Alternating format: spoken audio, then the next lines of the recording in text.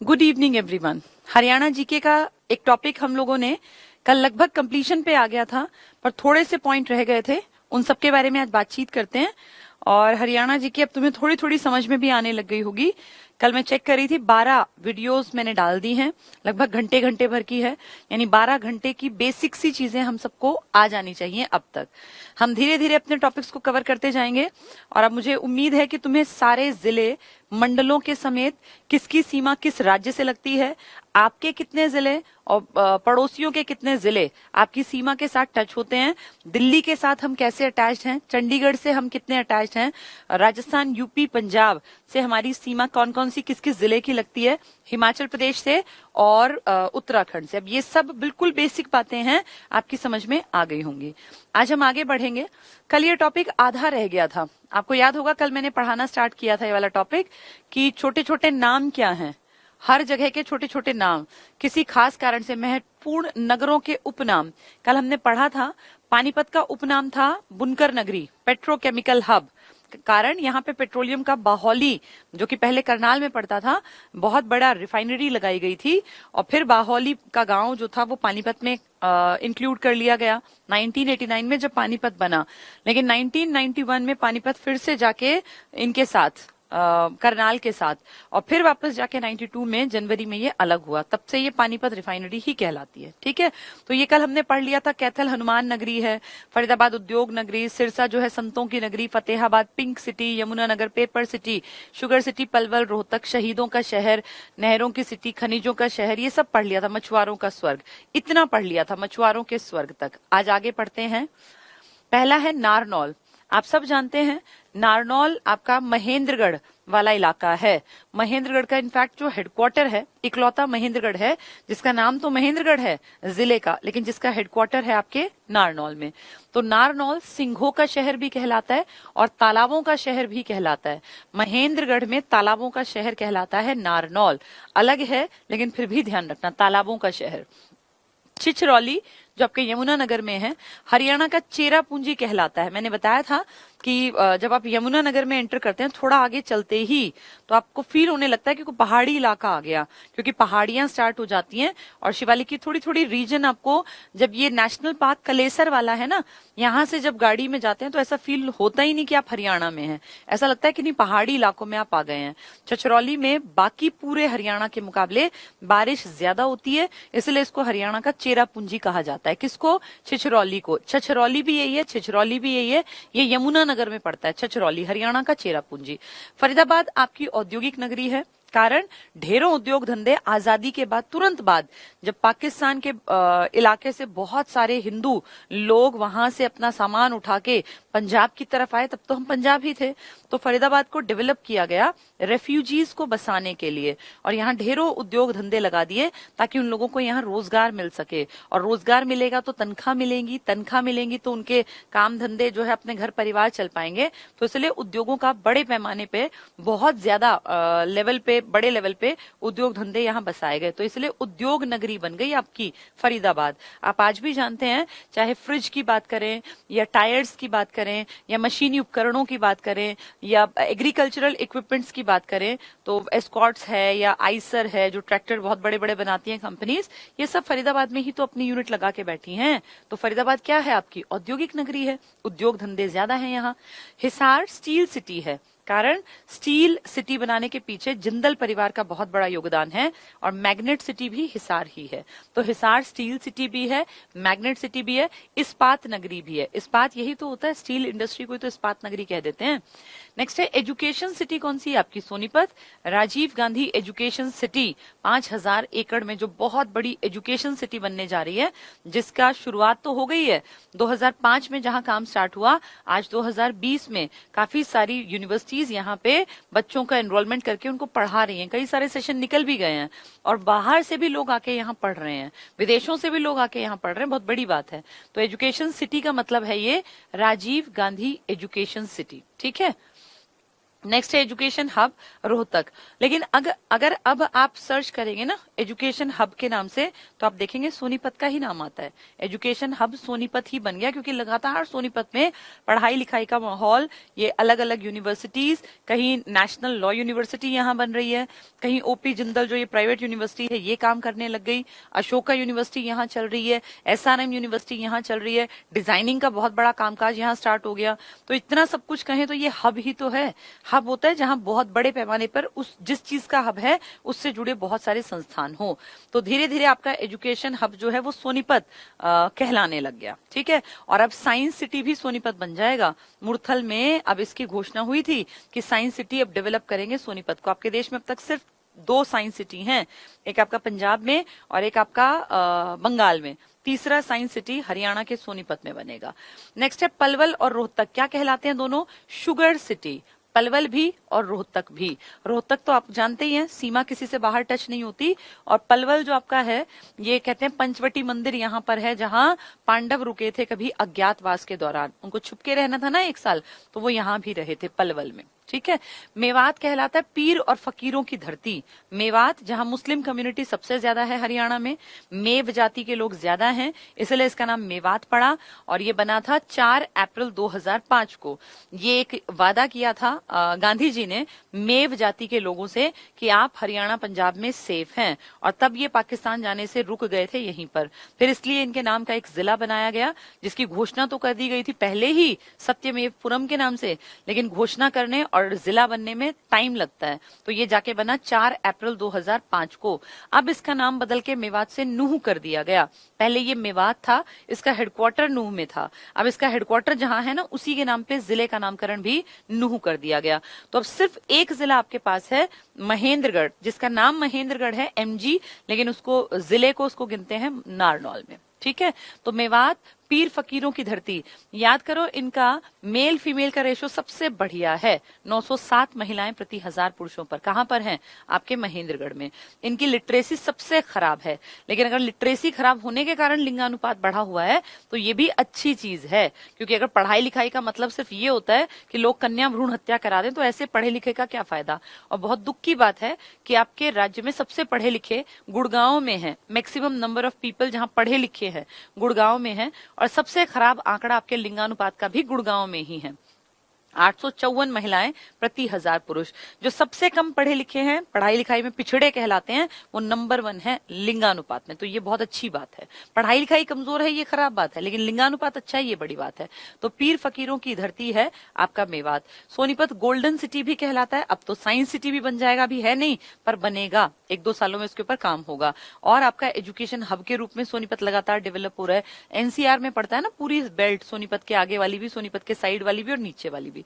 महलों का शहर कहलाता है। इनफैक्ट हवेलियों का, कल भी मैंने बताया था, हवेलियों का शहर कहलाता है फतेहाबाद। ठीक है, उद्योग विहार कहाँ है? आपके गुड़गांव में। मुझे लग रहा है कल ये पीछे ऊपर भी आए थे 2-4। करनाल, धान का कटोरा है करनाल। धान की जब भी बात आए तो के याद रखना। करनाल, कैथल, कुरुक्षेत्र। ऊपर कुरुक्षेत्र, उसके 2 पैर, पंजाब की तरफ कैथल और यूपी की तरफ करनाल। इन तीनों में धान की खेती बहुत अच्छी होती है। लेकिन अगर पूछें कि धान की किस्में ज्यादा कहाँ है, वैरायटी ज्यादा, तो आप कहेंगे कैथल में। अगर कहें क्वांटिटी ज्यादा कहाँ है, तो करनाल में। लेकिन वैरायटी ज्यादा कहाँ है कि अलग अलग प्रकार के बासमतियों के चावल हैं, तो वो आपके कैथल, जो कि आपकी हनुमान की नगरी भी है। ठीक है, तो करनाल धान का कटोरा कहलाता है। नवीनतम पद्धति से बसाया गया आपका पहला शहर है। जैसे वैसे अगर देखें तो देश में चंडीगढ़ को कहते हैं नवीनतम पद्धति से बसाया, लेकिन चंडीगढ़ तो यूटी है। तो आपके जिले में कौन सा, आपके राज्य में कौन सा है? तो करनाल, जो आपकी CM सिटी है ना, ये प्लान्ड तरीके से बसाया गया था। पंचकुला भी प्लान्ड है। हरियाणा का पेरिस भी कहलाता है, अपनी ब्यूटी के कारण हरियाणा का पेरिस भी, प्लास्टर ऑफ पेरिस भी ज्यादा मिलता है यहाँ। ठीक है, पंचकुला ब्यूटी के कारण कहलाता है, यहाँ प्लास्टर ऑफ पेरिस ज्यादा है। POP, जो कि आजकल देखा होगा छतों में काम करते हैं, इस कारण करनाल को हरियाणा का पेरिस कहते हैं। ये आपकी CM सिटी है, क्योंकि अभी प्रेजेंट के CM यहीं के हैं। और यहाँ पे जो करनाल है, इसी को तो कल्पना चावला करनाल को ही तो तो बिलोंग करती थी। तो धान का कटोरा, हरियाणा का पेरिस और नवीनतम पद्धति से बसाया गया पहला शहर गुड़गांव। गुड़गांव जैसे दिखे गुरुग्राम, तो सारी चीजें याद करो आईटी से जुड़ी, साइबर हब यहाँ पर है। यहाँ बहुत बड़ी बड़ी बिल्डिंग्स हैं, पूरा डेवलप्ड है। DLF, Delhi land and finance, जिन्होंने कभी दिल्ली का विकास किया था, बाद में दिल्ली के विकास के लिए डीडीए बना दिया, दिल्ली डेवलपमेंट अथॉरिटी। तो डीएलएफ का हेडक्वार्टर तो दिल्ली में है, लेकिन वो मेन कामकाज करती है गुड़गांव और हरियाणा के एरियाज को डेवलप करने में। और गुड़गांव को गुरुग्राम जो इतना बड़ा शहर बना दिया, इंटरनेशनल लेवल के जितनी बड़ी बड़ी कंपनीज हैं इन सब ने अपने दफ्तर बनाए हैं। इसका कारण यही है कि गुरुग्राम बहुत एडवांस्ड है। इंफ्रास्ट्रक्चर की बात करें, कनेक्टिविटी की बात करें, आप जानते हैं निजी मेट्रो भी हरियाणा के गुड़गांव में ही चली थी, पता है ना आपको, रिलायंस वाली। तो इतनी ज्यादा कनेक्टिविटी है इसकी दिल्ली से। गुरुग्राम साइबर सिटी कहलाता है, साइबर मतलब इंटरनेट वाला। मिलेनियम सिटी कहलाता है, मेडी सिटी कहलाता है, मेदांता अस्पताल यही तो है, तो मेडी सिटी। सपनों की नगरी है, विदेशी पता नहीं कितने कितने लोग यहाँ आके काम कर रहे हैं। और अगर आप वहां जाते हैं अच्छे एरिया में, तो सच में लगता है आपको कि शायद बाहर का कल्चर देखने, वो एक फील आता है कि आप विदेश में हैं कहीं। तो ये सपनों की नगरी बन गया। बहुत लोगों का सपना है कि हम गुड़गांव में फला कॉल सेंटर में हमें नौकरी मिल जाए या इस कंपनी से हम जुड़ जाएं। तो सपनों की नगरी है। मनोरंजन का हब है, दुनिया भर के यहाँ मनोरंजन के साधन हैं। चाहे आप डिस्कोस की बात करें या आप किंगडम ऑफ ड्रीम्स की बात करें, ऐसे ढेरों चीजें हैं मनोरंजन के लिए। सौर ऊर्जा का हब है, क्योंकि इंटरनेशनल सोलर अलायंस आईएसए ने जो अपना इंटरनेशनल लेवल पे जो काम करेगा, एक अलायंस, एक गठबंधन, उसने अपना हेडक्वार्टर हरियाणा के गुड़गांव में बनाया। तो कितनी बड़ी बात है। सौर ऊर्जा का हब है आईएसए के कारण। कॉल सेंटर कैपिटल है, दुनिया भर के कॉल सेंटर्स हर कंपनी के यहाँ मिलेंगे। निजी मेट्रो सिटी है। तो जितनी खासियत है आपकी, वो सब मेनली जो जिसके कारण आप इंटरनेशनल लेवल पे जाने जाते हैं, वो उसका कारण है गुरुग्राम। इसलिए हम कहते हैं कि ये हरियाणा की एक स्मार्ट सिटी है अपने बिहाफ पर। नेक्स्ट है अंबाला। अंबाला मिक्सी सिटी है, क्योंकि मिक्सर, ग्राइंडर, जूसर अंबाला में बहुत ज्यादा बनते हैं। वैज्ञानिक नगरी है, वैज्ञानिक नगरों की नगरी काट के वैज्ञानिक नगरी है। साइंटिफिक अपरेटस, वैज्ञानिक उपकरण लिखना चाहिए था यहाँ, वैज्ञानिक उपकरणों की नगरी है। साइंटिफिक अपरेटस, जो उपकरण यूज होते हैं ना साइंटिफिक, वो सारे यहाँ बनाए जाते हैं। साइंटिफिक नगरी है, तो जहां साइंस का जिक्र है वहां अंबाला को याद कर लेना। तो साइंटिफिक अपरेटस पूछें, साइंटिफिक सिटी पूछें, मिक्सी सिटी कहें, मिक्सर, ग्राइंडर, जूसर कहें, तो आप टिक कर देंगे अंबाला। ठीक है। कुरुक्षेत्र सिटी ऑफ पार्क्स कहलाता है। ढेरों पार्क हैं यहाँ जिनमें लोग बैठ सकते हैं। धर्म नगरी आपकी है, दुनिया भर के तीर्थ यात्री यहाँ आते हैं। यहाँ दुनिया भर की चीजें फेमस हैं जो गीता के टाइम, मतलब गीता के पाठ से जुड़ी हैं, चाहे वो कुरुक्षेत्र के युद्धों से जुड़ी, युद्ध स्थली के रूप में देख लें, तो ये सब कुरुक्षेत्र में है। और सिटी ऑफ पार्क्स है कुरुक्षेत्र। जींद की बात करें तो भैंस से याद करना, मुर्रा नस्ल की भैंस, सफेद सोना, ये काला सोना जिसको हम कहते हैं। हरियाणा का दिल कहलाता है जींद। दुग्ध नगरी है, किसके कारण? मुर्रा भैंस के कारण, जो कि क्या कहलाती है? काला सोना। जयंती नगरी है। ठीक है। भिवानी को कह लेते हैं धर्मार्थ न्यासों का शहर। न्यास होते हैं ट्रस्टी, जो बहुत अमीर अमीर टाइप के लोग हैं, जो कहीं पे मंदिर बनवा देते हैं, कहीं प्याऊ बनवा देते हैं, कहीं कोई धर्मशाला बनवा देते हैं। उनको हम बोलते हैं बड़े आदमी हैं, खूब पैसा है जिनके पास, जो धर्म के कामों में पैसा लगाते हैं। तो ये धर्मार्थ न्यासों का शहर है। ट्रस्टीज, बहुत सारे लोगों ने यहाँ ढेर पैसा लगा रखा है। तो धर्मार्थ न्यासों का शहर कौन सा है? भिवानी। न्यास मतलब ट्रस्टी। काशी नगरी कौन सी है आपकी? भिवानी। क्यों? वैसे तो काशी आपका यूपी में है, लेकिन हरियाणा में भी काशी हैं दो। एक आपका भिवानी, जहां मंदिर बहुत ज्यादा है, जहां दान करने वाले बहुत लोग हैं, धर्मार्थ न्यास है वहां पर। इसके अलावा एक नवग्रह कुंड की काशी है आपकी कैथल में, जो 9 छोटे छोटे तालाब टाइप कुंड बनवाए थे ना भगवान कृष्ण ने युधिष्ठिर और उनके भाइयों से, तो उनके कारण नवग्रह कुंड की काशी कैथल। और वैसे काशी कहेंगे भारत की छोटी काशी, तो वो आपका भिवानी है, मंदिरों की अधिकता के कारण काशी नगरी। सिटी ऑफ वॉर हीरोज, तो वॉर मतलब युद्ध, तो city of war heroes Bhiwani. लेकिन अगर कहें शहीदों का गांव, तो आप कहेंगे तिगांव। कहां पड़ेगा? बल्लभगढ़, फरीदाबाद में। अगर कहें शहीदों का शहर, तो झज्जर। एक जैसे लगते हैं पेपर में, शहीदों का गांव, शहीदों का शहर, और ये सिटी ऑफ वॉर हीरोज कौन सा कहलाएगा? भिवानी। ठीक है। तो वॉर का मतलब भी लड़ाई वाला। मंदिरों का शहर है और मंदिरों के कारण ही ये काशी बना है। तो मंदिरों का शहर भी भिवानी और मिनी क्यूबा भी भिवानी। क्यों? क्योंकि भिवानी में बीबीसी है, भिवानी बॉक्सिंग क्लब, जिससे न जाने कितने लायक बॉक्सर्स निकले हैं और ओलंपिक तक जिन्होंने पकड़ बनाई है, विजेंदर जैसे जो लड़के हैं, ऐसे ढेरों लोगों के नाम हैं जो इस भिवानी बॉक्सिंग क्लब से निकलकर, जैसे क्यूबा जाना जाता है अपने बॉक्सिंग क्लब के लिए। क्यूबा एक छोटा सा देश है दक्षिण अमेरिका में, कैरिबियाई देश है, कैरिबियाई सागर है ना, कैरिबियन सी, उसके पास पड़ता है दक्षिण अमेरिका में। जैसे क्यूबा है बॉक्सिंग के लिए फेमस, ऐसे हरियाणा का बीबीसी है, भिवानी बॉक्सिंग क्लब। वहां से भी ढेरों लड़के निकल के कभी कॉमनवेल्थ में नाम लेकर आए, कभी ओलंपिक्स में तक पहुंचे और कभी फिर इसमें अपना जो ये है ना, क्या नाम है इसका, OAC, एशियन गेम्स में। तो इसलिए मिनी क्यूबा कहलाता है भिवानी बॉक्सिंग क्लब के कारण। धर्मार्थ न्यास ट्रस्टीज ने बहुत सारे मंदिर बनवाए। काशी नगरी, मंदिरों की अधिकता। सिटी ऑफ वॉर हीरोज, ढेरों सैनिक भिवानी से भर्ती हुए थे। 57 की क्रांति में लोग लड़े और वैसे भी first world war, second world war. तो सिटी ऑफ वॉर हीरोज, मंदिरों का शहर और मिनी क्यूबा, ये बार बार पढ़ोगे सुनोगे तब याद होंगे। ठीक है। हरियाणा के राजकीय संकेतक, ये भी बहुत बार देखा जाता है एग्जाम में। हरियाणा की पहचान, जैसे हरियाणा का राजकीय पक्षी, हरियाणा का राजकीय पशु क्या है, हरियाणा की कौन सी बोली है, ये बेसिक बातें हैं, हर किसी को पता हो। तो आपका राजकीय खेल क्या है, जैसे राष्ट्रीय खेल होता है, वैसे तो इंडिया में कोई राष्ट्रीय खेल है ही नहीं, लेकिन फिर भी अगर पूछ लें तो हॉकी को हम करते हैं टिक। कायदे से पढ़ोगे तो इंडिया का कोई नेशनल गेम नहीं है, ठीक है, क्योंकि वैसे नहीं बताया गया किसी को कि भाई ऑफिशियली ये डिक्लेयर किया हो कि हॉकी हमारा गेम है, नहीं, हमने अपने आप एज्यूम कर लिया।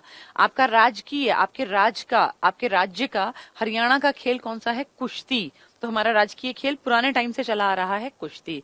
आपका राजकीय, राष्ट्रीय लिख दिया, राजकीय होना चाहिए। राजकीय पक्षी है आपके हरियाणा का काला तीतर, और तीतर आपको यहीं आसपास, अपने आसपास जहां आप मुझे सुन रहे हैं, किसी भी गांव के आसपास देख लेना, खेतों की तरफ तीतर आपको मिल जाएंगे। कितनी बार तो हम भी जब जाते हैं अपने गाँव में खेतों की तरफ, तो वहां ऐसे ही बिल्कुल पास पास में तीतर घूमते रहते हैं। तो काला तीतर आपके हरियाणा का स्टेट बर्ड है, आपका राजकीय पक्षी है काला तीतर। काले को ब्लैक बोलते हैं और तीतर को फ्रेंकोलिन बोलते हैं। तो ब्लैक फ्रेंकोलिन, काला तीतर आपका हरियाणा का राजकीय पक्षी है। आपका राजकीय फूल क्या है, कमल का फूल, जो आपका नेशनल फ्लावर भी है ना, वही आपके राजकीय फ्लावर में भी है, कमल का फूल। आपकी राजकीय भाषा कौन सी है, हिंदी। हिंदी आपकी राजकाज की भाषा भी है देश की, तो आपने भी बना ली हिंदी। आपकी दूसरी भाषा पंजाबी, स्टार्टिंग से नहीं है, सन 2010 में बनी। जब हरियाणा पंजाब से अलग हुआ ना, तो पंजाबी को अगर हम उस टाइम पे इंपॉर्टेंस देते तो फिर पंजाब हमारे ऊपर हंसता कि वैसे तो तुम्हें अलग होने की सूझ रही थी, वैसे तुम अपनी भाषा पंजाबी बना रहे हो। तो इसीलिए बंसीलाल जी ने 1969 में क्या किया कि हमने अपनी राजकीय भाषा हिंदी के बाद दूसरी क्या बना ली, भाषा का मतलब हरियाणवी नहीं हो सकता क्योंकि हरियाणवी आपकी बोली है। तो बंसीलाल जी ने एक डिसीजन लिया और उन्होंने कहा कि हमारी राजकीय बोली जो दूसरी बनाएंगे ना हम, इसके अलावा वो तमिल बनाएंगे। तो तमिल क्यों बना रहे हो जी, क्योंकि तमिल एक तरह से टक्कर दे देगी, पंजाबी को नीचे कर देंगे। उस टाइम पे ये था कि पंजाबी को अगर आपने ऊपर रखा ना तो पूरा देश हंसेगा कि वैसे तो पंजाब से अलग होने की तुम्हें बड़ी सूझ रही थी, तुम लड़ रहे थे, मर रहे थे, तुम पता नहीं क्या क्या कर रहे थे, और अब तुमने अपनी भाषा पंजाबी बना ली।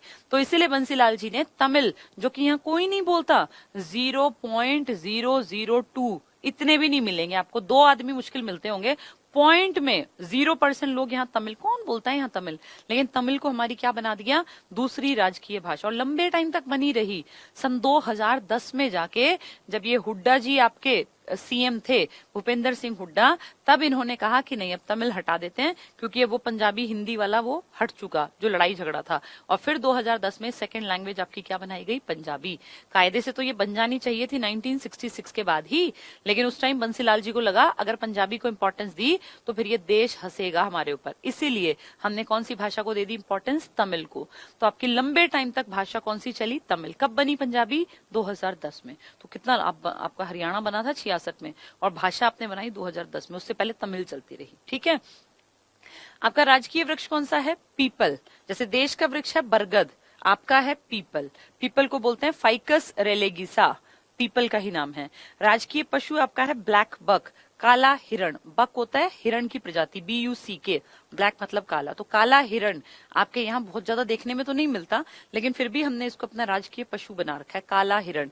काला तीतर आपने पक्षी बना रखा है और काला हिरण आपने पशु बना रखा है। कमल आपका जो आपका राजकीय फूल है, और आपका राजकीय जो खेल है वो आपने कुश्ती बना लिया। राजकीय भाषा पहली आपकी हिंदी है, दूसरी पहले तमिल चली, 2010 में 10 साल पहले आपने पंजाबी बना ली, ठीक है। तो पीपल हुआ, ब्लैक बक काला हिरण। सर्वोच्च खेल पुरस्कार आपके राज्य में है भीम पुरस्कार, और ये भीम पुरस्कार में भीम की एक पूरी जैसे बनती है वो पिक्चर, वो वाली हाथ में देते हैं और आपके राज्यपाल देते हैं भीम पुरस्कार। स्पोर्ट्स में जो सबसे अच्छा परफॉर्मेंस देता है हरियाणा के राज्य स्तर पर, 4 साल से जिसने बहुत अच्छा परफॉर्मेंस दिया हो उसी को इसके लिए एलिजिबल माना जाता है। और भीम पुरस्कार बड़ा पुरस्कार है, स्पोर्ट्स का सबसे बड़ा, और इसको हम बराबरी का मानते हैं। जैसे देश में अर्जुन मिलता है, ऐसे आपके हरियाणा में राज्यपाल भीम पुरस्कार देता है। पहले सिर्फ इसमें 5 आदमियों को मिलता था, लेकिन अब इसकी संख्या बढ़ा दी गई है।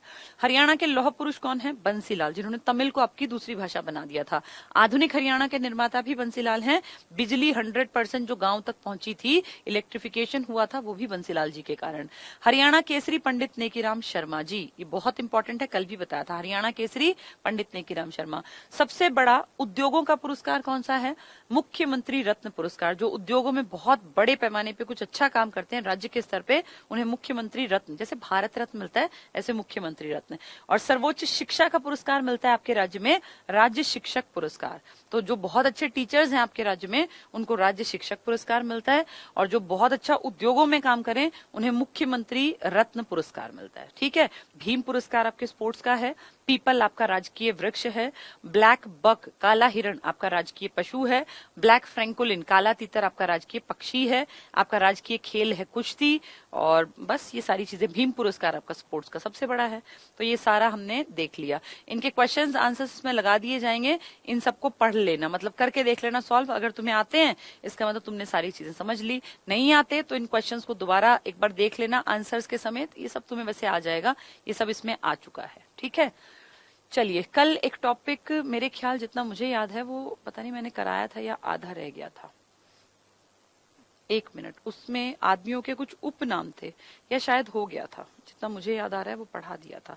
उसमें लोगों के उपनाम बताए गए थे कि किसका क्या उपनाम है। कल कराया था ना शायद, वो है ना, वो टॉपिक पूरा हो गया ना।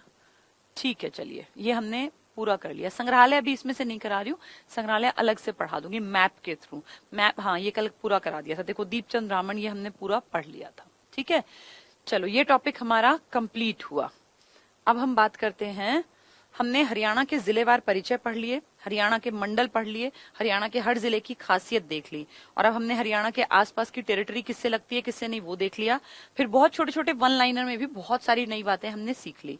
आज एक इंपॉर्टेंट टॉपिक शुरू करते हैं, हरियाणा का औद्योगिक विकास या हरियाणा की औद्योगिक संरचना, यानी हरियाणा का इंडस्ट्रियल डेवलपमेंट। क्या हरियाणा में इंडस्ट्रीज का डेवलपमेंट हुआ है, और हुआ है तो क्या स्टार्टिंग से हो गया था या इसके लिए अलग से आपने काम किया?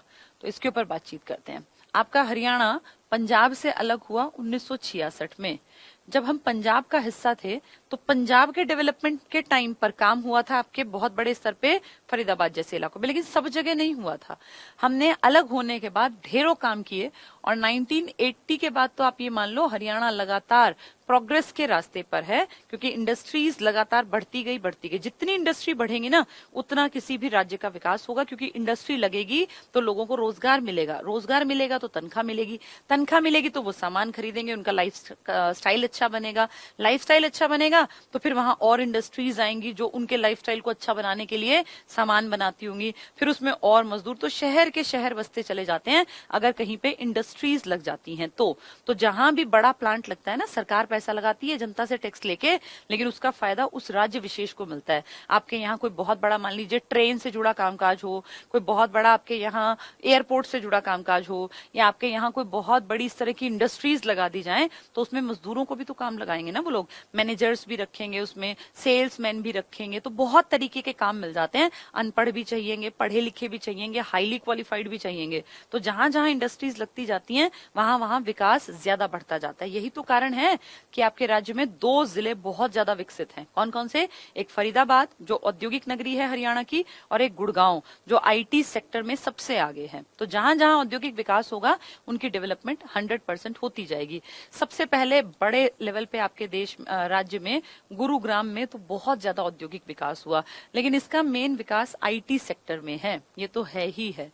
ऐसे ही बहुत सारों में फरीदाबाद है। फरीदाबाद में आपके यहाँ बहुत सारी चीजें, अगर मैं मेन बात करूं ना तो ट्रैक्टर सबसे बड़ा योगदान, क्योंकि एक एक ट्रैक्टर लाखों रुपए का पड़ता है। तो आप खुद सोचो ट्रैक्टर की इंडस्ट्री में कितनी कमाई है और कितने ज्यादा लोगों को काम भी मिलता है।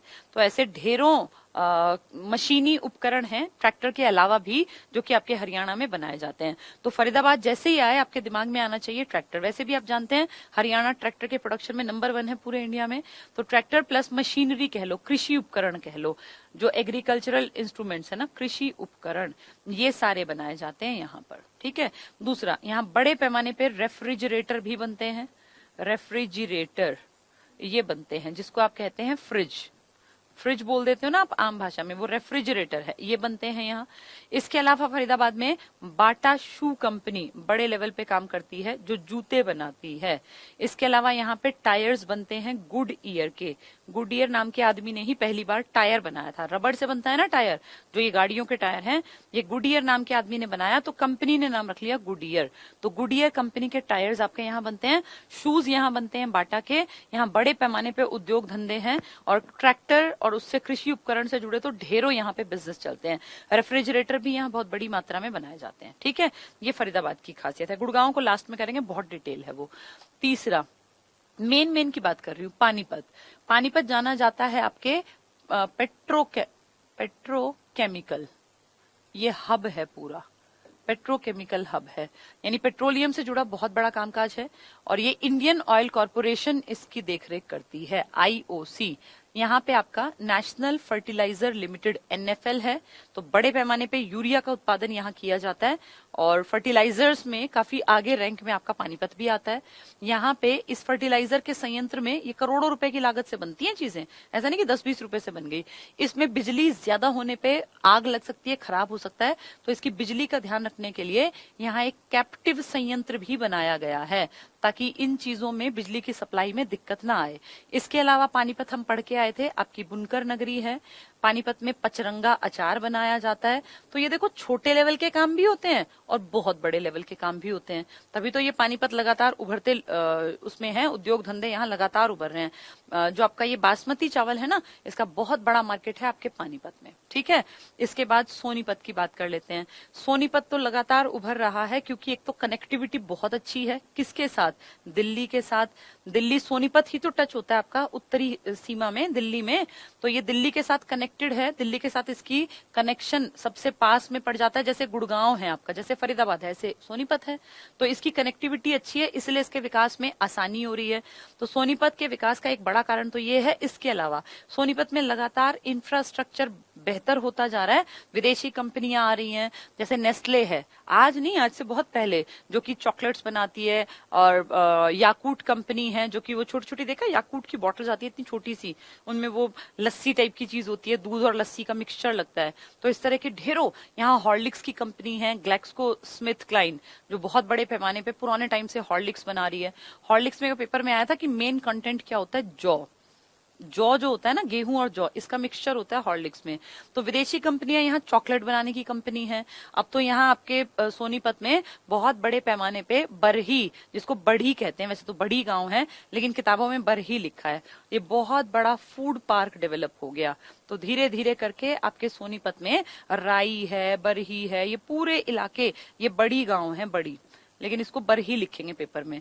तो इनका डेवलपमेंट हो रहा है, तो धीरे धीरे सोनीपत का भी विकास हो रहा है। एक तरफ एजुकेशन के फॉर्म में देखें, एक तरफ किसानों के लिए देखें तो बहुत बड़ा ये जो पार्क बन गया फूड पार्क, इससे सीधे किसानों को फायदा है। इसके अलावा आपके सोनीपत में ही गन्नौर पड़ता है जहां इंटरनेशनल मार्केट डेवलप हो रहा है, जो ये मंडी बन रही है फल और सब्जियों की। तो बहुत बड़े पैमाने पे उद्योग धंधे यहाँ विकसित हो रहे हैं।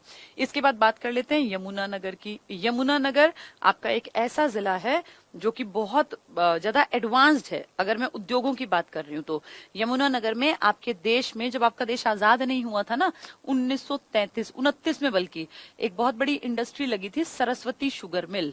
सरस्वती हमारी पुरानी नदी थी ना, सरस्वती शुगर मिल, ये बहुत बड़ी मिल लगाई गई थी और इसकी ढेरों यूनिट्स लगी थी।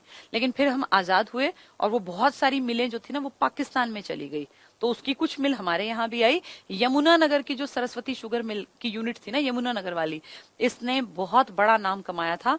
और जब आपके पूरे देश में कुल 410 शुगर मिलें थी सिर्फ पूरे देश में, तब आपकी इस सरस्वती शुगर मिल की यूनिट ने, जो कि आपके यमुनानगर में है आज, इसने सबसे ज्यादा गन्ना पिराई का इसको अवार्ड मिला था।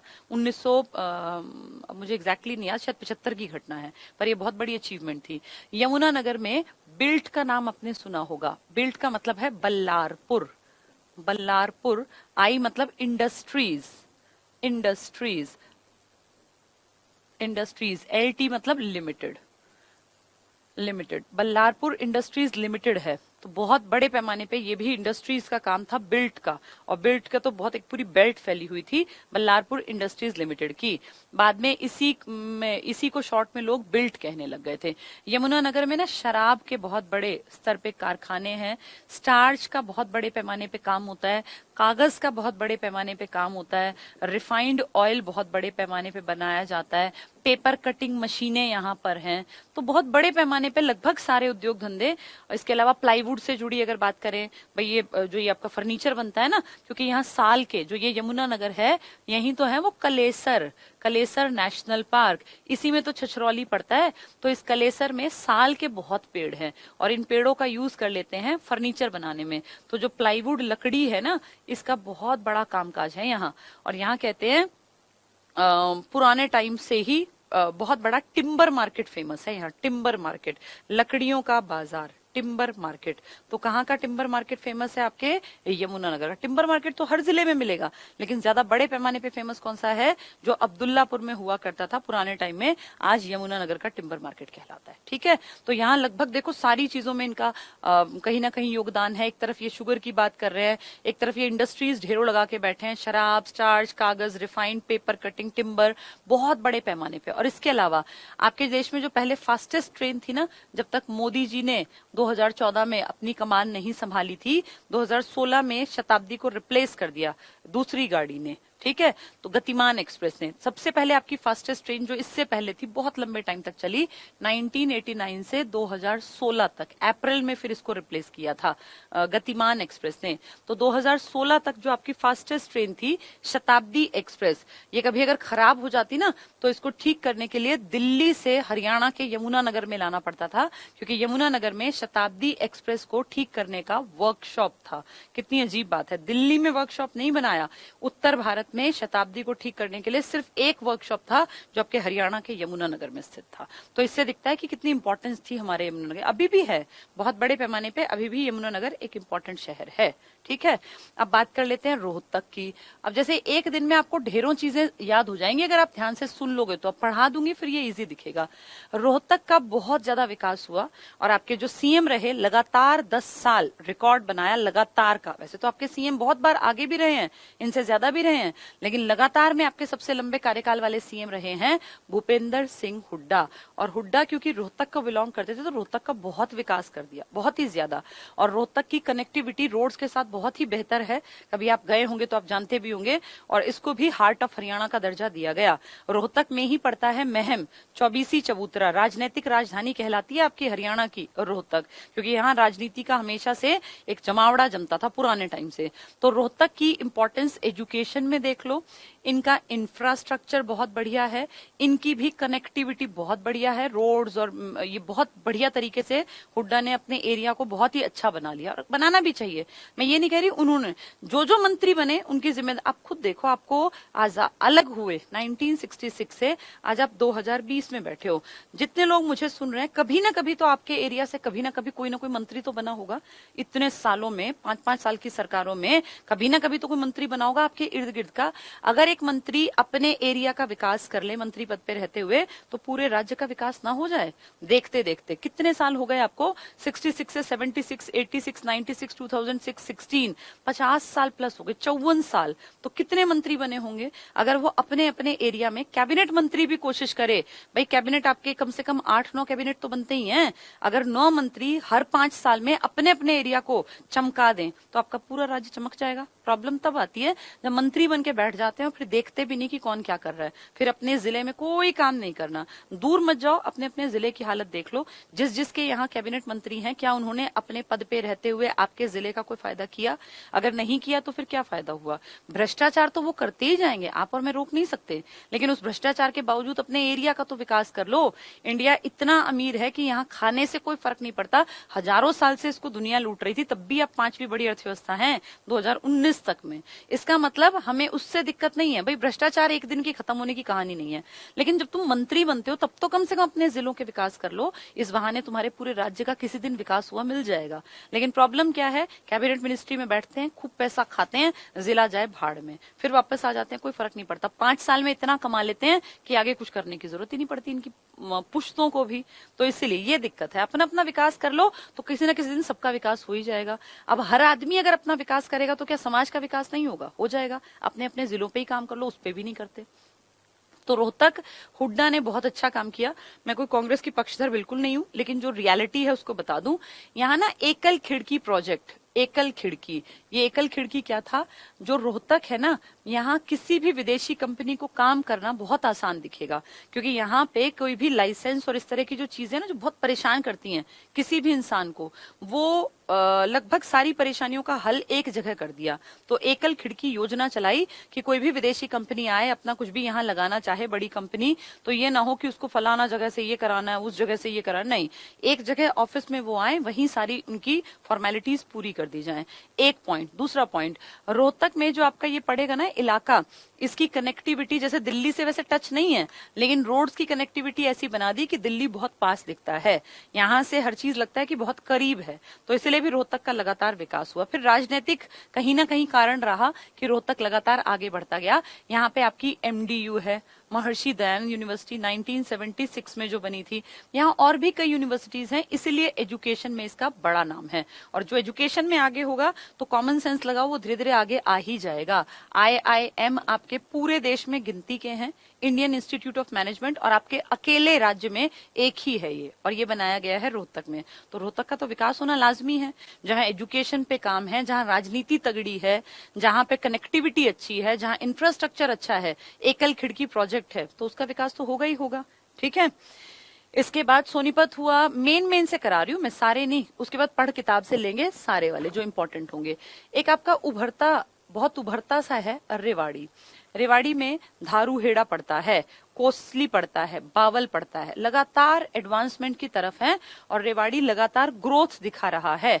आने वाले दौर में जैसे गुड़गांव एक बहुत बड़ा हब बना हुआ है ना, ऐसे उम्मीद है रेवाड़ी भी लगातार ग्रोथ करेगा, क्योंकि बड़ी बड़ी इंडस्ट्रीज यहाँ पर खड़ी होती जा रही हैं, और जहां इंडस्ट्री काम करेंगी वहां नौकरियां मिलेंगी लोगों को, और नौकरियां मिलेंगी तो भैया रोजगार मिलेगा, तो पैसा तो आएगा, पैसा आएगा तो अपने आप लाइफस्टाइल अच्छा बनेगा। जहां जहां विकास होगा औद्योगिक इकाइयों का, वहां वहां इंसान का स्तर सुधरने के चांसेस ज्यादा होंगे, लायक लोगों के। वहां कम पढ़े लिखों के लिए भी काम मिल जाता है, पढ़े लिखों के लिए भी और हाईली क्वालिफाइड के लिए। तो हरियाणा अगर देखें ओवरऑल तो धीरे धीरे धीरे अपनी एक जगह बना गया पूरे देश में, पूरे इंडिया की सोसाइटी के बीच में। हरियाणा एक जाना माना नाम है, चाहे दूध दही के प्रदेश के नाम पे हमारा नाम जाना जाता हो, चाहे देश में 60% घरों में जो गाड़ियां खड़ी हैं मारुति सुजुकी की गाड़ियां हैं, और वो मारुति का प्लांट हरियाणा में आपके राज्य में में, आपके जिले में, गुड़गांव में लगाया गया। जैसे वो कहीं और लगता तो उनका नाम फेमस होता। हरियाणा के गुड़गांव में आपका मारुति का प्लांट लगा था। पहले मारुति उद्योग लिमिटेड एक छोटा सा काम धंधा था जो इंडियन एक परिवार ने शुरू किया, लेकिन मारुति उद्योग लिमिटेड धीरे धीरे बढ़ता गया और 1980s में इन्होंने जापानी कंपनी सुजुकी के साथ कोलैबोरेशन कर लिया और फिर 1983-84 में बढ़िया स्तर पे इन्होंने गाड़ियां प्रोडक्शन शुरू कर दिया गाड़ियों का। और आज आप देख लीजिए टोटल भारत की 60% गाड़ियां अकेली मारुति सुजुकी की है। तो ये जो BMW है, ऑडी है या ये बड़ी गाड़ियां है ना, ये तो बहुत छोटा प्रतिशत यूज करता है। जो बड़ा तबका यूज करता है वो मारुति की गाड़ियां यूज करता है। और मारुति का बड़ा प्लांट आपके हरियाणा के गुड़गांव में, मानेसर में यहाँ लगे हुए हैं। ठीक है, तो इस तरह से हम देखेंगे, एक एक के बारे में बातचीत कर लेते हैं धीरे धीरे करके। चलिए, कहाँ मिलेगी वो फाइल? ठीक है, industrial structure of Haryana, Haryana की औद्योगिक संरचना जो मैंने आपको बताया, इन सबको अब किताबी भाषा में पढ़ लें, क्योंकि समझ आने के बाद ना थोड़ा सा किताबी भाषा भी पढ़नी पड़ती है, तभी पेपर में हम लोग पास हो पाते हैं। क्या कह रहे हैं देखना, ये लोग ये कह रहे हैं हरियाणा गठन के समय यानी 1966 में औद्योगिक दृष्टि से एक अल्प विकसित राज्य था।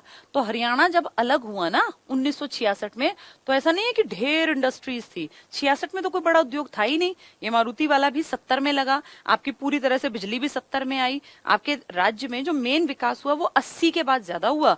70 तक भी आप थोड़ा थोड़ा काम करने लगे। 66 में कोई बहुत अमीर नहीं थे आप। तो हरियाणा जब गठन हुआ उस टाइम औद्योगिक दृष्टि से एक अल्प विकसित राज्य था। पर्याप्त खनिज संसाधनों का अभाव आज भी है। खनिज नहीं बढ़ा सकते आप ये नहीं कह सकते हम पढ़ लिख गए तो खनिज बढ़, खनिज तो मिट्टी की देन है। अब लोहा जितना मिट्टी से निकलेगा उतना ही निकलेगा ना। आप और मैं पढ़ के विकास कर सकते हैं, पर हम लोहा थोड़ी निकाल लेंगे मिट्टी में से, या सोना थोड़ी बना देंगे। तो इस बात को हम एक्सेप्ट करते हैं कि हरियाणा में खनिज संसाधन कम है। तो क्या फर्क पड़ता है, आपकी मिट्टी सोना उगलती है। वो सोना बेशक गोल्ड वाला नहीं है, लेकिन वो गेहूं का सोना है, वो धान का सोना है। आपके यहाँ बाजरा पैदा होता है, आपके यहाँ कपास पैदा होता है, आपके यहाँ गन्ने की फसल होती है। कोई ऐसी चीज ही नहीं है जो आपके यहाँ मिट्टी में पैदा ना होती हो। तो इन सब की इंडस्ट्रीज भी तो आगे ग्रोथ कर सकती हैं। जरूरी थोड़ी कि जहां सोना चांदी तांबा मिलेगा वही आगे बढ़ेगा।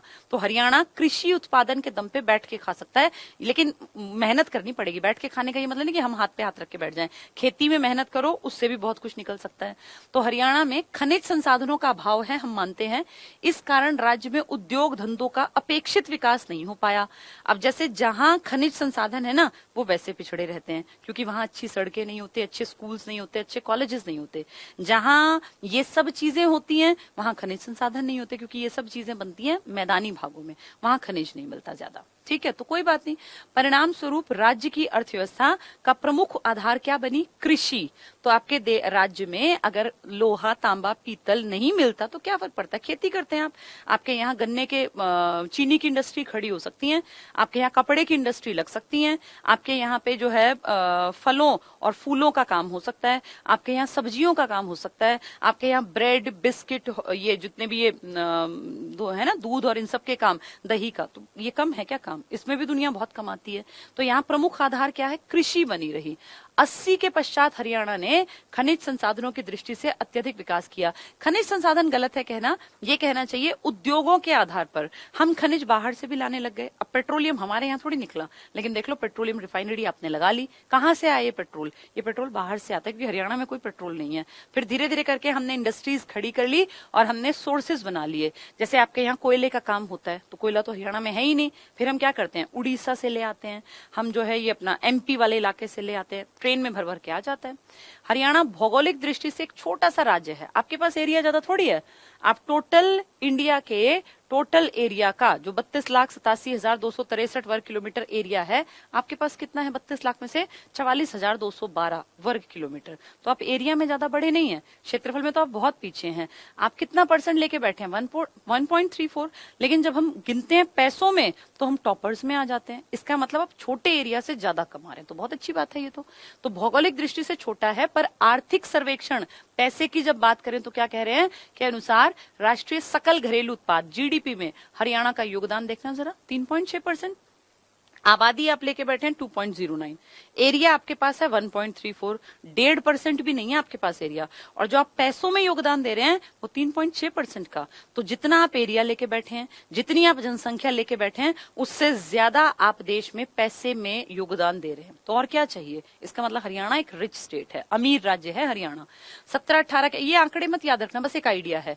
भारत के टोटल जीडीपी में 6.5% की वृद्धि की अपेक्षा, टोटल इंडिया ने वृद्धि की 6.5%, और आपने देखना राज्य में सकल घरेलू राज्य उत्पादन में 8% की वास्तविक वृद्धि की गई। तो पूरे देश की वृद्धि तो 6.5%, जिसमें दिल्ली भी है, कर्नाटक भी है, ये अपना हैदराबाद वाला भी है, सारे राज्य हैं। पूरा देश मिला के 6.5%, और आप अकेले कितनी? 8%। इसका मतलब हरियाणा में ग्रोथ रेट ज्यादा रहा, एवरेज से काफी अच्छा रहा। तो ये बहुत अच्छी बात है, प्राउड की बात है। हरियाणा के प्रमुख उद्योग, कौन कौन से उद्योग आपके यहाँ हैं? हरियाणा में उद्योगों का विकास 80 के पश्चात ज्यादा हुआ, जिसमें कृषि मेन है। खनिज संसाधन कम है लेकिन थोड़े बहुत है, महेंद्रगढ़ की तरफ, ज्यादा नहीं है।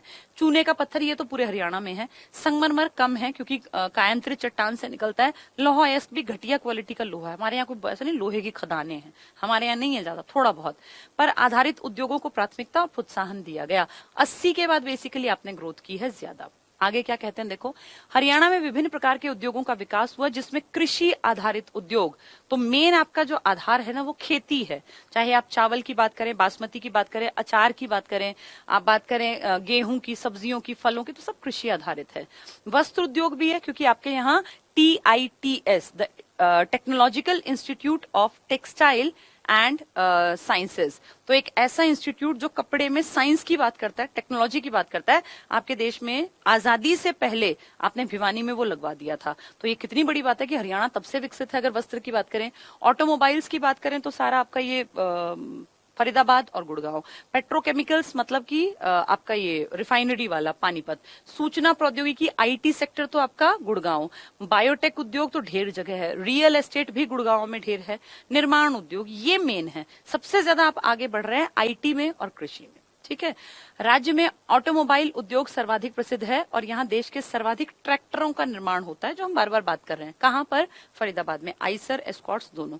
हरियाणा में स्थापित चीनी मिलें, आपके यहाँ चीनी मिल भी ज्यादा है। क्यों? क्योंकि आपके यहाँ गन्ना काफी पैदा होता है। ये जो यमुना वाली बेल्ट है तो पूरी गन्ने की है। सोनीपत में गन्ना, पानीपत में गन्ना, करनाल में गन्ना, यमुनानगर में गन्ना। सबसे ज्यादा गन्ना तो यमुनानगर में है, 27% गन्ना टोटल हरियाणा का अकेला यमुनानगर उठा लेता है। पानीपत की सहकारी चीनी मिल 56 में, आप बने भी नहीं थे उससे पहले आपके यहाँ थी। रोहतक की सहकारी चीनी मिल 56 में, तो हमसे पहले पानीपत और रोहतक बन चुकी थी। करनाल की मिल 77 में, हरियाणा बनने के बाद। शाहबाद की मिल भी 84-85 में। महम जो रोहतक वाला है 91 में। हैफेड सहकारी चीनी मिल असंध करनाल में 2008-9 में। सरस्वती बताया ना मैंने, ये पुरानी आजादी से पहली 1933 में, 29 में इसमें काम हुआ था। अपने यहाँ वाली 33 में आई। वैसे सरस्वती जो हेरिटेज काम किया था मिलों के क्षेत्र में, वो 29 से स्टार्ट कर दिया था। प्रथम और सबसे बड़ी थी ये सरस्वती वाली, ज्यादातर फिर लाहौर में चली गई, आपके यहाँ यमुनानगर वाली आई।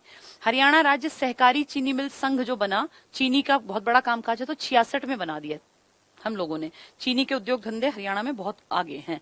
वर्तमान में 11 सहकारी चीनी मिलें हैं। 10 मिलों का संचालन चीनी मिल प्रसंघ करता है, लेकिन असंध की जो चीनी मिल है उसको हैफेड चला रहा है। हैफेड आपको पता होगा ना, हरियाणा में कोऑपरेटिव सोसाइटी है जो फेडरेशन जिसको देखती है, तो उसको बोलते हैं हैफेड, ठीक है। हैफेड द्वारा स्टार्टिंग में बन गया था हैफेड। राज्य में जिलेवार उद्योगों का वर्णन, अभी गुड़गांव नहीं देखते, बहुत लंबा है गुड़गांव, इसको मैं आज पढ़ाऊंगी तो अकेला ये भी पूरा नहीं हो पाएगा। गुड़गांव से आगे बढ़ते हैं, ये देखो गुड़गांव के आगे, ये गुड़गांव ही चल रहा है अभी तो, हाँ ये भी गुड़गांव है, DLF वगैरह। ये तुम्हें आसान दिखेगा, जिस दिन पढ़ाऊंगी ना, अब कल परसों इसी का नंबर आएगा तो बहुत आसान दिखेगा, लेकिन गुड़गांव अभी नहीं पढ़ा रही हूँ। औद्योगिक संस्थान, अभी हम बात करते हैं, एक एक जिले को उठा लेते हैं, तो बहुत आगे वाला आ गया। इसके पीछे ये पॉइंट्स में दिया हुआ होगा, ये देखो रेवाड़ी आ गया ना, हमें ये पढ़ना है। जो बाकी हैं गुड़गांव के अलावा, सोनीपत है, रोहतक है, अंबाला है, सिरसा है। सिरसा में तो मेन जो कामकाज है वो खेती वाला है। रेलवे कैरेज है तो आपके यमुनानगर की बात कर रहे हैं। सरस्वती शुगर मिल है, ये पढ़ लेते हैं आज। बल्लारपुर, BILT जिसको आप कहते हैं, यमुनानगर, और इसके ऊपर ये पानीपत वाला आ गया। बाहोली तेल शोधक NFL, ये देखो, ये पानीपत से भी पहले पानीपत है। ये हम सेकंड से पढ़ना स्टार्ट करते हैं। ये भिवानी से टेक्नोलॉजिकल जो भी मैं बात कर रही थी ना, वो यही सारे पॉइंट्स थे। देखो यहां से पढ़ते हैं। गुड़गांव हम पढ़ेंगे कल, वो अकेला एक दिन में कवर होगा। भिवानी, जब भी भिवानी आए तो आपके दिमाग में आना चाहिए कपड़े का बहुत बड़ा कामकाज।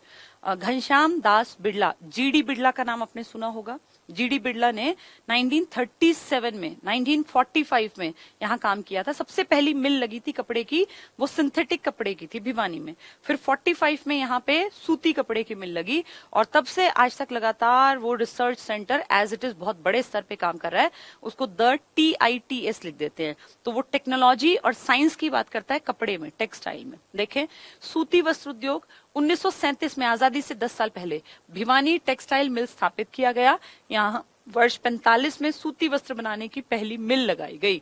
तो सूती वस्त्र की पूछेंगे तो 45, वैसे ये इंडस्ट्री कब खड़ी हो गई थी? 37 में। आजादी से पहले भिवानी में टेक्सटाइल का काम था, कपड़े का काम था।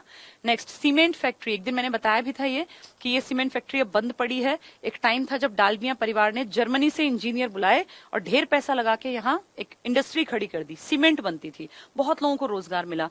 फिर किन्हीं बातों पे कुछ हुआ होगा, लॉस हुआ होगा कंपनी को, उन्होंने वो शट डाउन कर दी। बाद में भारत सरकार ने उसमें बिचौलिए का काम किया, और भारत सरकार ने कहा जो आपकी सीमेंट कॉर्पोरेशन ऑफ इंडिया है, CCI, वो इसका अधिग्रहण कर ले। कुछ पैसे वैसे दिए होंगे डालमिया परिवार को और CCI ने ले लिया, लेकिन उसके बाद ये बंद पड़ी है लंबे टाइम से। कई बार इसके बारे में उठती है बात कि इसको खुलवा देना चाहिए, लेकिन MPs उतना इंटरेस्ट नहीं लेते।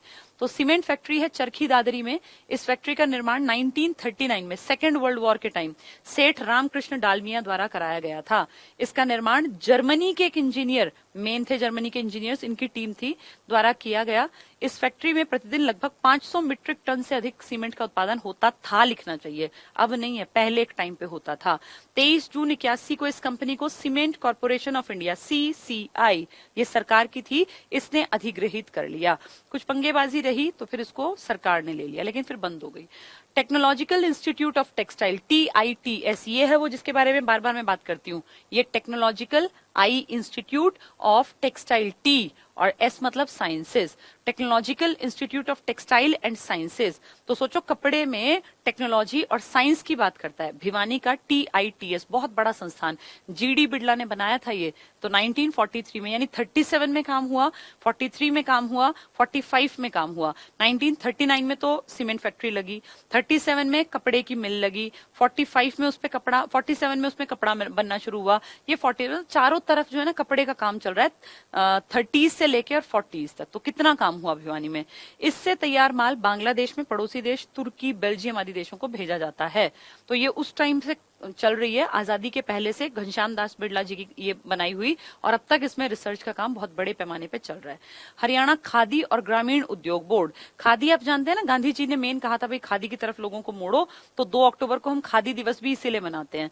हरियाणा में ग्रामीण स्तर पर खादी वस्त्र को प्रोत्साहन देने के लिए हरियाणा सरकार ने गांधी जी के जन्म वाले वर्ष में, क्योंकि हरियाणा बना 1966 में और गांधी जी जन्मे थे 1869 में, तो 2 साल बाद, 3 साल बाद ही गांधी जी के 100 वर्ष पूरे होने थे। तो हमने क्या किया, 1969 में खादी और ग्रामीण उद्योग बोर्ड बना दिया कि भाई गांधी जी को एक तरह से ट्रिब्यूट है हमारी तरफ से, खादी और ग्रामीण उद्योग बोर्ड। कब बनाया गया? 1960। ऐसे पूछ लेते हैं सन कि कब बनाया, तो गांधी के साथ खादी याद करना, तो उसके 100 साल बाद कर दिया हमने, हम बने ही तभी थे, तो हमने तभी बना दिया 69 में। ठीक है।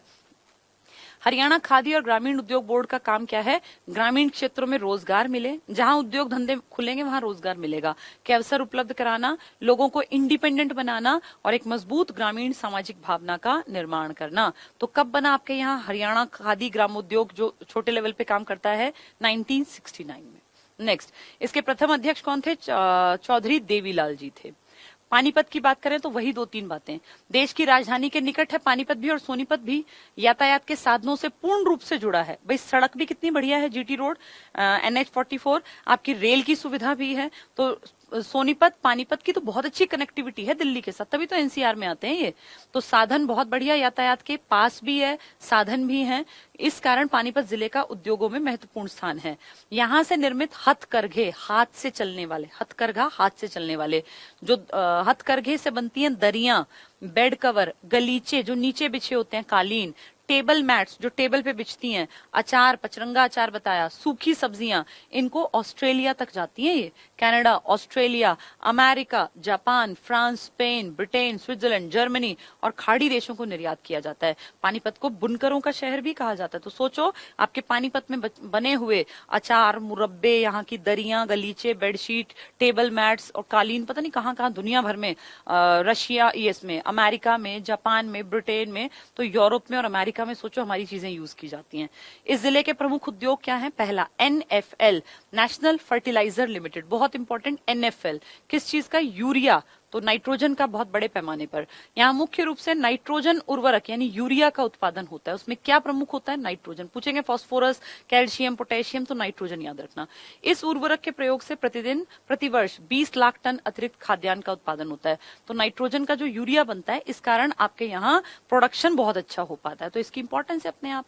तेल शोधक कारखाना, इसकी स्थापना 1980 में करनाल के बाहोली में की गई थी। फिर क्या हुआ? 89 में करनाल से अलग हो गया पानीपत, तो फिर ये पानीपत रिफाइनरी बन गई। पानीपत जिले के गठन होने और बाहोली पानीपत जिले का भाग बनने के कारण इसका नाम पानीपत तेल शोधक कारखाना कर दिया गया। कब बना था ये? 1980 में। ठीक है। देश का अत्याधुनिक सबसे बड़ा बिल्कुल नहीं है, आपको बता दूं, लेकिन हरियाणा है तो आप यहाँ कुछ भी कह सकते हैं। आप कह दो सबसे बड़ा, कौन पूछने आ रहा है? वैसे ये सच्चाई नहीं है। उत्पादन क्षमता प्रतिवर्ष लगभग 15 मिलियन मीट्रिक टन है।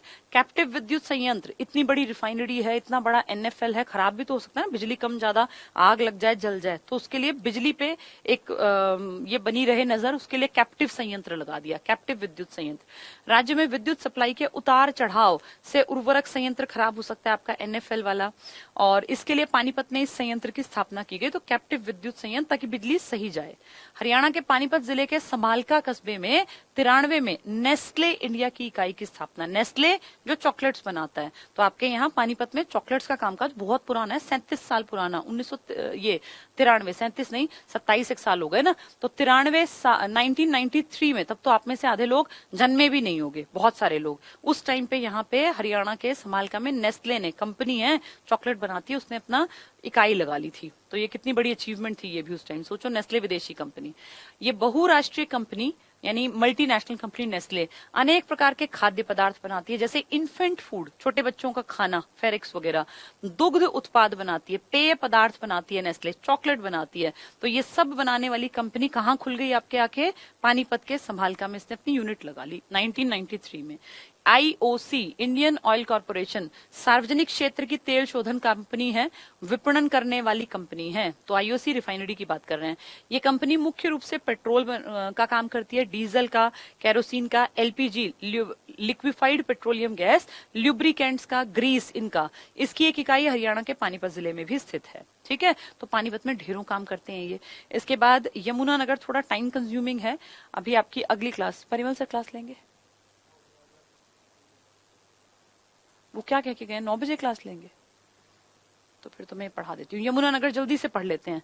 औद्योगिक रूप से विकसित हरियाणा के इस जिले में सभी लघु, मध्यम और बड़ी औद्योगिक, मैंने बताया यमुनानगर तो बहुत एडवांस था, शराब, स्टार्च और ये अपना चीनी और पेपर और दुनिया भर के कामकाज। तो औद्योगिक रूप से विकसित हरियाणा है।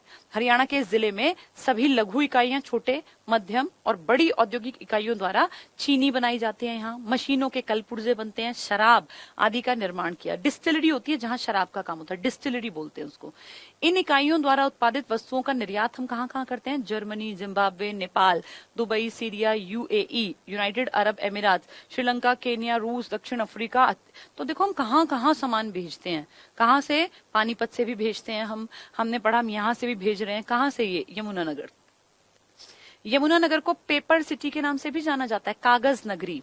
इस जिले की प्रमुख औद्योगिक इकाइयां देखो, पहली बल्लारपुर, BILT, बल्लारपुर बिल्ट जिसको बोलते हैं BILT, तो बल्लारपुर इंडस्ट्रीज लिमिटेड, तो बल्लारपुर पेपर मिल उनमें से एक है।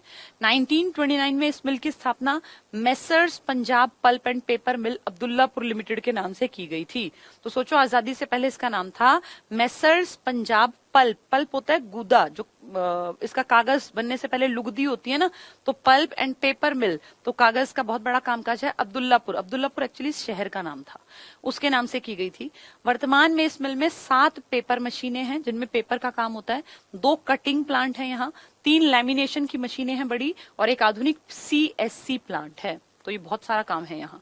इस मिल में वनस्पति घी बनता है, रिफाइंड वगैरह, रिफाइंड तेल, कॉस्टिक सोडा और उच्च स्तर के लिखने और मुद्रण करने के कागज का उत्पादन किया जाता है।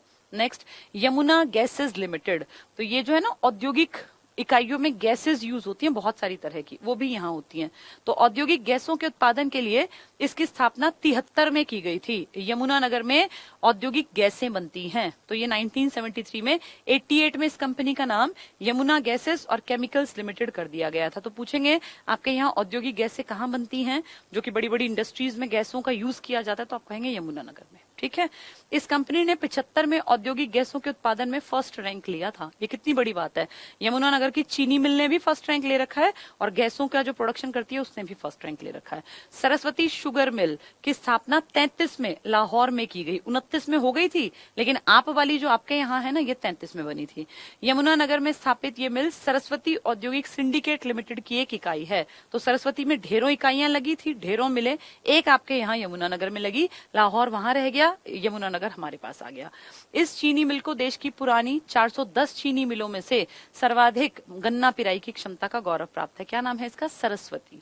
रेलवे कैरेज और वेगन वर्कशॉप, वेगन होते हैं ये डिब्बे वगैरह इस तरह की चीजें, तो रेलवे कौन सी वाली? शताब्दी की ठीक करने का कारखाना, की स्थापना 1952 में 3 कोचिंग स्टॉक यूनिटों के साथ 9 गुड स्टॉक यूनिटों की प्रतिदिन मरम्मत करने की न्यूनतम सुविधाओं के साथ जगाधरी में। यानी जो आपके ठीक होती है ना ये शताब्दी, ये इसके लिए वर्कशॉप है, कारखाना है जगाधरी में। जगाधरी पड़ेगा यमुनानगर में। भारतीय रेलवे के अस्तित्व में आने के बाद ये वर्कशॉप उत्तर रेलवे के एक भाग के रूप में काम कर रही है। भारतीय रेलवे का एकमात्र वर्कशॉप है जहां शताब्दी एक्सप्रेस की मरम्मत का काम किया जाता है, जो आपकी इंडिया की फास्टेस्ट ट्रेन थी 1989 से लेकर 2016 तक। अब गतिमान है, उससे 5 किलोमीटर प्रति घंटा स्पीड से चलती है। टिम्बर मार्केट बताया, लकड़ियों का। 1947 से पहले ये लकड़ी मंडल अब्दुल्लापुर के नाम से प्रसिद्ध था। तो जहां आज ये बिकती है ना लकड़ियां, ये पहले अब्दुल्लापुर था। लगभग 100 एकड़, मतलब 100 एकड़ यानी 1 एकड़ में 1 किला, तो 5 बीघे, तो सोचो इंटू 5 में विस्तृत इस मंडी में सागवान की लकड़ी मिलती है, शीशम की लकड़ी, कीकर, चीड़, सफेदा, इन लकड़ियों का व्यापार होता है। तो ये खासियत है आपके यमुनानगर की। ठीक है, आज हमने ये 3-4 पढ़ लिए, अब आगे कल फिर पढ़ लेंगे। ये 11-12 है मेन काम के। उम्मीद करती हूँ ये समझ में आ रहे होंगे। ये आपकी जिनके पास बुक है ना, इसमें ये पेज नंबर 131 पर मिल जाएगा। कल कुछ लोग कह रहे थे मैम पेज नंबर बता दिया करो, तो शायद ये 131 पर है। हाँ, 131 पर ही दिया है। इसको आप पढ़ लेना बुक से। हरियाणा की औद्योगिक संरचना, इस नाम से आपको चैप्टर मिलेगा। ये गुड़गांव छोड़ के जो मैंने आज पढ़ा दिए, इनकी रीडिंग कर लेना, ये सब समझ में आ जाएगा। ठीक है, मैप को बार बार देखते रहा करो। जो भी किताब तुम्हारे पास है उससे पढ़ लो। कोई जरूरी नहीं कि आप एक किताब लो, जो आपके पास है वो बेस्ट है, क्योंकि सबने वही चीजें लिखी हैं, कोई अंतर नहीं है। बस प्रेजेंटेशन का तरीका सबका अलग अलग होता है, बाकी सब कुछ सेम है। आंकड़े तो सेम ही रहते हैं ना। अब ये बल्लारपुर है तो ये थोड़ी कि कोई उसको कह देगा करनाल में है। ये अगर यमुनानगर में है तो वहीं रहेगी। अब्दुल्ला पर उसका पुराना नाम था तो अब्दुल्लापुर ही रहेगा। नई चीजें जो हैं वो ऐड कर दी जाती हैं, पुरानी चीजें तो स्टैटिक हैं, एज इट इज रहेंगी। चलिए, थैंक यू। अब आज फ्राइडे है, कल सैटरडे। मैं कोशिश करूंगी सैटरडे को भी क्लास ले लूं। अब 10-15 दिन में ना काफी हद तक कोर्स को पूरा करने की कोशिश करेंगे, काफी हद तक, कि मोटी मोटी सारी चीजों में से हम गुजर जाएं। औद्योगिक इकाइयां भी समझ में आ जाएंगी। फिर हम आएंगे वन्य जीव वाले पे, कृषि पर, पानी की सुविधा, बारिश वाली चीजें, फसलों के ऊपर, मिट्टियों के ऊपर। उससे क्या होगा कि चीजें धीरे धीरे करके हमारे दिमाग में एक पिक्चर क्लियर बनती जाएगी। पर्यटन स्थल करा दूंगी। जितना बोलती हूँ ना इन सब पे, ये सब चीजें तुम्हारे एग्जाम्स में कहीं ना कहीं पूछी गई हैं। पुराने पेपर उठा के देखना, इन सब में ये क्वेश्चंस मिलेंगे। ठीक है, आज के लिए इतना ही। Thank you.